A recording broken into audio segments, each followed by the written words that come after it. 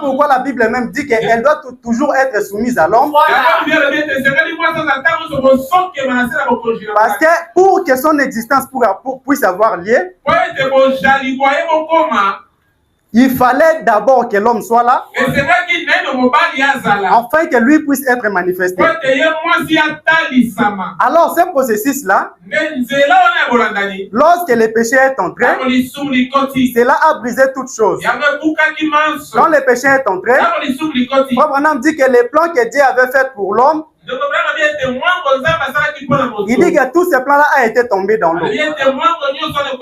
Pourquoi? Parce qu'ils avaient accepté les théories du diable à la place de la parole de Dieu.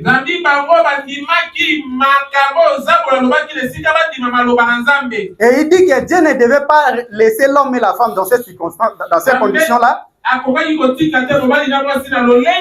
Il devait, parce qu'au commencement, dans Genèse 1, 26, la Bible dit que Dieu créa l'homme pour qu'il puisse dominer sur tous les bétails du champ, sur tous les oiseaux du ciel, sur tous les reptiles qui rampent sur la face de la terre. Donc il avait créé l'homme dans ces billes-là pour qu'il puisse dominer toutes ces choses-là.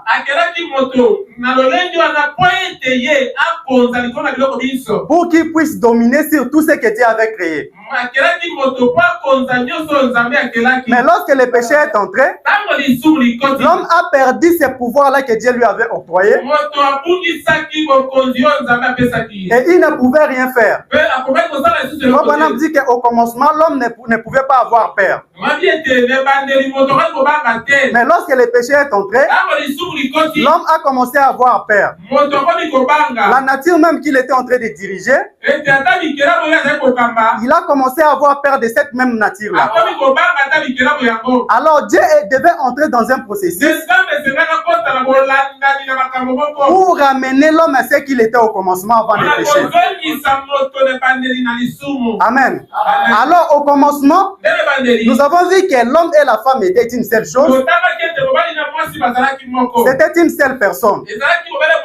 Et lorsque Dieu va restaurer l'homme à sa place, nous allons voir que l'homme et la femme doivent encore devenir une seule chose. Donc comme l'homme était seul au commencement, mais il avait en lui sa femme, nous allons voir qu'au temps de la fin, lorsque Dieu vient restaurer la chose là, mais au temps de la fin, il y aura une différence. Ça sera plutôt le contraire. Ça ne sera pas la femme qui va être dans l'homme encore,